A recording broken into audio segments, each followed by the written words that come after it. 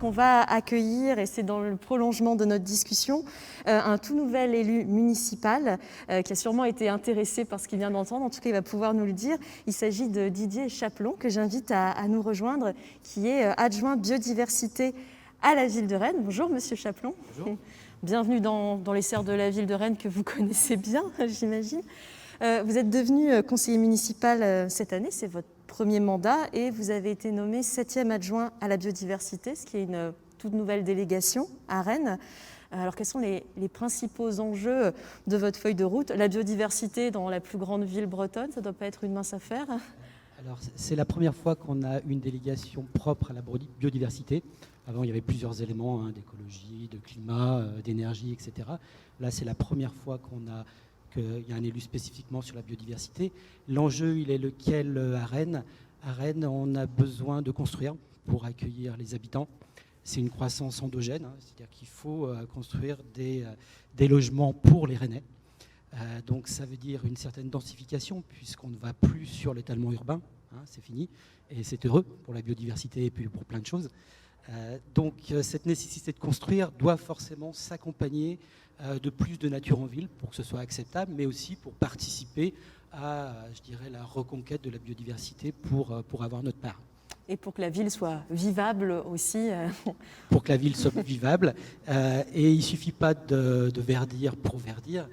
Ce qui est important aussi pour nous, c'est de créer des déplacements d'espèces, puisque en ville, le problème, c'est qu'on peut avoir plusieurs parcs, mais s'ils ne sont pas en réseau, il y a un appauvrissement de la biodiversité, ce qui perd un petit peu d'intérêt, puisqu'on veut gagner en biodiversité. Il faut qu'on crée ces trames vertes, ces trames noires, des trames brunes aussi, puisque les sols aussi c'est important. Et puis voilà, l'enjeu de désimperméabilisation est aussi nécessaire dans notre ville.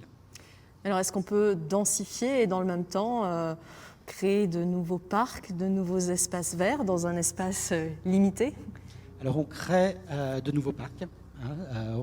On va en créer un dans pas longtemps, là, au nord de Rennes, à Bourgard-Quincé.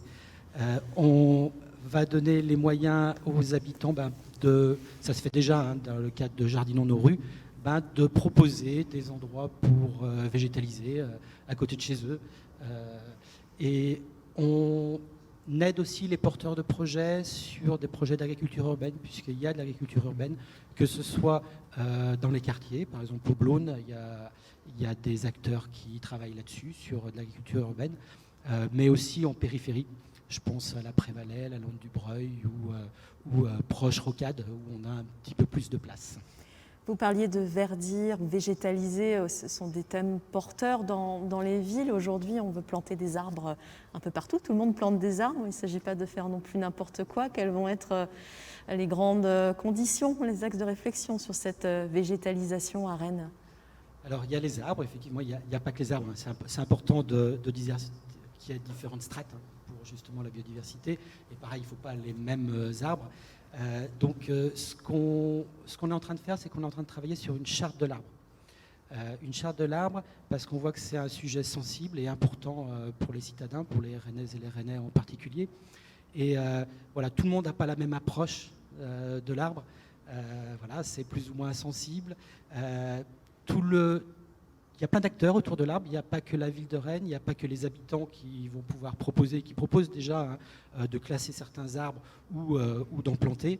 Il n'y a pas que ça, il y a des aménageurs qui interviennent, il y a des grandes entreprises, il y en a qui souhaitent planter, donc on veut accompagner, il y a des universités. Donc tous ces acteurs-là, on veut les embarquer dans la charte de l'arbre, parce que parfois il y a des plantations qui ne sont pas forcément très satisfaisantes. Quand on ne laisse pas beaucoup de place aux arbres pour se développer, c'est pas tout d'en planter, mais voilà, il faut qu'ils puissent se développer.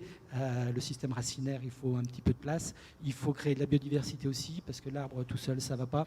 Voilà, il y a tout plein d'éléments. Et puis varier les espèces et aller aussi sur des arbres fruitiers. C'est une demande aussi des Rennais, aller sur les arbres fruitiers.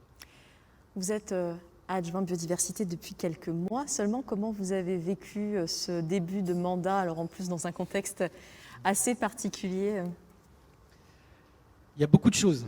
J'ai beaucoup appris et j'ai encore beaucoup à apprendre. Voilà. C'est assez difficile de s'y retrouver dans la jungle, entre guillemets, des acteurs autour de la biodiversité. Alors vous avez un panorama très bien fait qui a été présenté ce matin. Je viens d'écouter, et une journée comme ça, c'est intéressant pour moi. Voilà. J'arrive maintenant à voir ce que je peux faire sur Rennes et Rennes Métropole. Voilà, il faut un petit peu de temps, mais ça, je le savais. Hein. On ne vient pas tout seul, on ne peut pas tout savoir au début. Et c'est vrai que j'ai encore un besoin de savoir maintenant, je peux lever la tête du guidon un petit peu maintenant. Jusqu'à présent, je ne pouvais pas trop. Voilà, j'ai besoin de savoir quels sont les acteurs et quels sont je dirais ce qui se fait, quelles sont les aides qu'on peut avoir au niveau européen, au niveau français ou au niveau régional ou même départemental. Voilà, ça c'est un besoin que j'ai en tant que nouvel élu, très clairement. Très clairement, voilà, je n'y vois pas encore très clair, mais aujourd'hui déjà c'est mieux. Mais c'est vrai que ça arrive petit à petit. Et je suis très, très heureux de cette journée, par exemple. J'ai tout suivi ce matin. Donc on pourrait vous répondre, là, atelier biodiversité, typiquement, besoin d'accompagnement, visite de terrain, ça peut vous intéresser aussi des visites de terrain, moi je suis preneur. C'est toujours, c'est vrai, un petit peu difficile, parce qu'on a beaucoup de choses, hein, en tant qu'élu, beaucoup de choses à gérer, à penser. Voilà, on a la tête dans le guidon. Mais moi, je veux m'obliger à réserver des temps pour le partage d'expériences, pour rencontrer les acteurs en dehors de Rennes ou de Rennes Métropole. Et je vais donner une priorité à ça. Je vais me réserver des moments pour ça, justement, parce que c'est important. J'estime que c'est important. Oui, puis d'ailleurs, une personne qui nous écoute ajoute un petit point de vigilance, mais que vous aviez peut-être déjà identifié, la désimperméabilisation des parkings. Vaste sujet dans une ville aussi comme... Vaste sujet, oui, ça c'est important parce qu'on voit qu'il y a beaucoup de surface dans une ville et ça doit être à environ 50%, c'est la voirie. Hein. Donc effectivement, il faut qu'on prenne sur la voirie pour désimperméabiliser très, très clairement. Oui. Un petit mot peut-être sur le lieu dans lequel on est. Je me dis que ça pourrait être même un espace de visite, peut-être, de visite de terrain. Donc on est au centre horticole Petit Champeau, ce sont les serres de la ville de Rennes, où on commence à avoir un petit peu chaud d'ailleurs. Quelles sont les particularités de ces serres ? Alors tout d'abord, donc ce sont des serres municipales, hein, donc ville de Rennes. Et alors, juste un chiffre, on doit être à peu près sur 6000 m² d'espace couvert sur une surface en tout de 1,5 hectare. La particularité, c'est la gestion écologique, qui n'est pas parfaite, hein, puisqu'on chauffe. Et alors, c'est une chaufferie bois, mais 20% est apporté par du gaz aussi. Voilà, c'est en complément. Mais voilà, on est autonome en eau. On est sur 0 pesticides, on est sur une protection biologique intégrée, c'est-à-dire qu'on va faire des lâchers de prédateurs dans les serres, donc spécifiques, hein, pour certains parasites. Oui, c'est pas des rapaces là qui se baladent au-dessus de nous, on est d'accord. On est tranquille.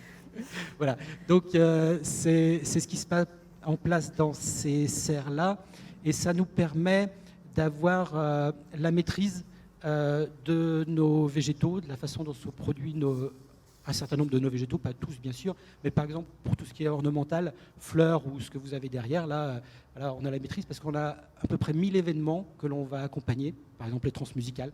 Ces plantations peuvent servir par exemple pour décorer pour les transmusicales.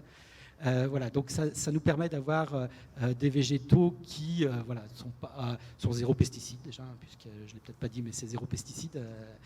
Sur Rennes en tout cas, c'est ce qu'on a décidé pour nos pratiques. Voilà, ça permet d'avoir cette maîtrise-là. Mais voilà, il y a au niveau des fleurs par exemple, on sait qu'il y a une demande de moins en moins forte de fleurs. Donc c'est un outil qu'il va falloir faire évoluer, hein, pour produire d'autres choses, pour mutualiser éventuellement avec d'autres communes de Rennes Métropole. On va commencer à réfléchir à ça. Voilà, puisque nous, c'est très rare que la ville de Rennes achète des fleurs. Par exemple, des fleurs coupées pour les cérémonies, c'est très rare, c'est très ponctuel. On produit ça sur place. Et puis, bon, il y a peut-être des idées à voir avec des projets d'agriculture urbaine ici aussi. Quoi. Rennes, je ne l'ai pas mentionné, mais qui a été capitale française de la biodiversité en 2016, si je Oui, ne tout à fait, ouais.